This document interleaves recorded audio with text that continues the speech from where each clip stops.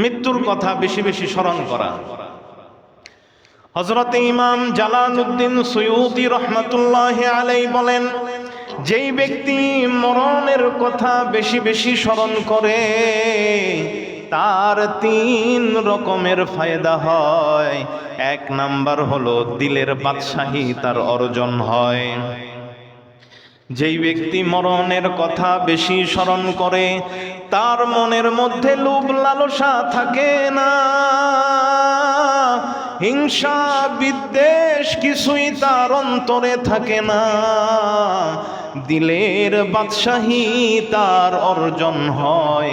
দিলটা পুরাই তার সাফ থাকে, শুধু নেক আর নেকি, শুধু হেদায়াত আর হেদায়াত। 2 নাম্বার ফায়দা, যে মৃত্যুর কথা বেশি বেশি স্মরণ করবে ইবাদতের মধ্যে সে মজা পাবে, ইবাদত করতে তার ভালো লাগবে।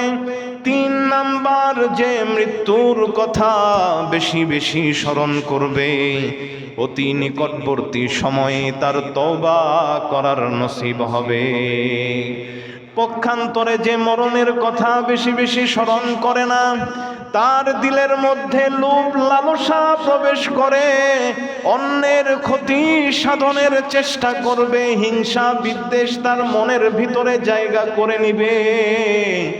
2 নাম্বার ক্ষতি, ইবাদতে সে স্বাদ পাবে না, মজা পাবে না। নামাজ পড়ে ঠিক কিন্তু কোনো মজা নাই, রোজা রাখে ঠিক কিন্তু কোনো মজা সে পায় না, কেননা মৃত্যু থেকে সে গাফেল। 3 নাম্বার ক্ষতি, যে মরণের কথা স্মরণ করবে না তার তওবা নসিব হবে না। এমন হবে যে সে তওবা ছাড়াই তার মৃত্যু হয়ে গেছে।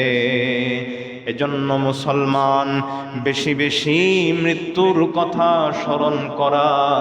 মৃত্যুর কথা স্মরণ করলে মানুষের দিল